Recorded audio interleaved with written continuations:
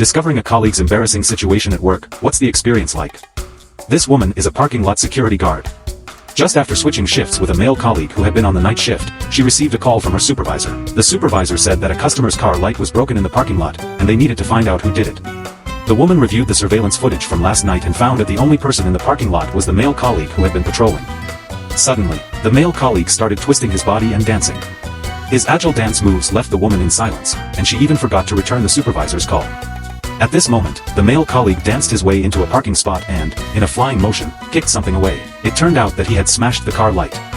The woman picked up the phone and immediately told the supervisor. Está todo normal. She chose to protect this naive colleague.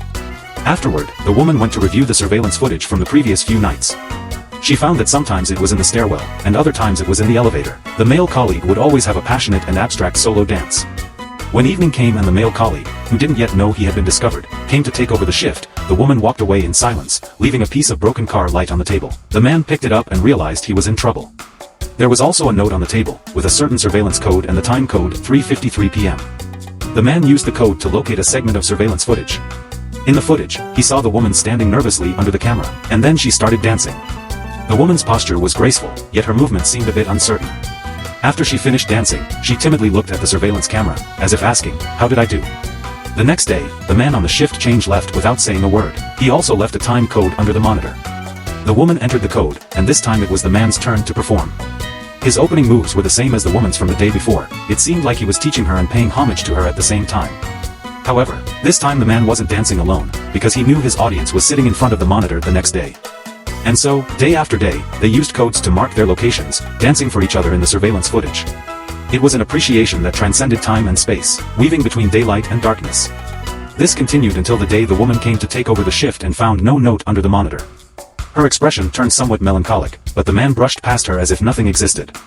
Just when the woman was feeling utterly disappointed, she finally saw a note on the glass window. After that day, both the man and the woman quit their jobs.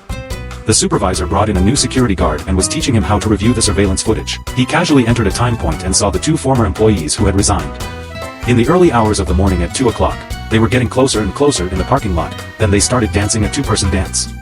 Sometimes it was at a corner, sometimes in a corridor, sometimes in a square parking space. You can see that the parking lot is filled with horizontal and vertical lines, just like the rules and regulations in society, constantly reminding everyone when to go where and when to stop. However, humans are not screws on an assembly line. We are born with the innate desire for freedom. These two people, constantly breaking through the boundaries, and dancing with their unique moves, unexpectedly brought vitality to the lifeless parking lot. That night, they danced in every corner, and that night, they became kindred spirits like mountains and rivers, close friends whose souls intertwined. Love appeared trivial in their presence. After it ended, they left calmly and serenely, leaving the supervisor of the following day and the new young guard staring at each other in bewilderment. Yo es que no sé bailar.